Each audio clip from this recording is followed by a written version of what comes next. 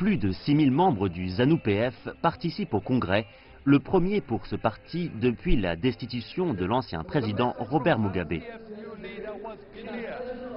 Le message du nouveau dirigeant du ZANU-PF est clair.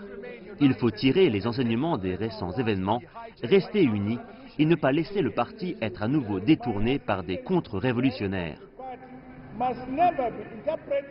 Mon ascension à la tête du parti doit être interprétée comme la défaite d'une faction et son remplacement par une autre.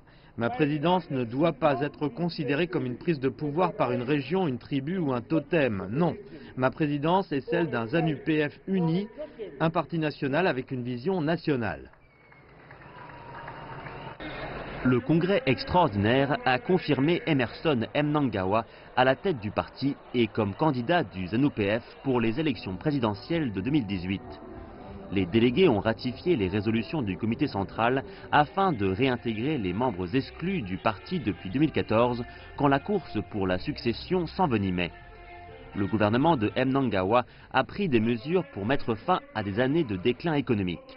La réussite ou non de ces mesures déterminera le résultat du ZANU-PF lors des élections de l'année prochaine. De manière démocratique, le parti politique ZANU-PF doit rivaliser avec des partis d'opposition dans le cadre des élections qui doivent être libres, justes et transparentes. Nous allons continuer de faire comme nous avons fait depuis l'indépendance et j'ai déjà annoncé que les élections harmonisées de 2018 auront lieu comme prévu.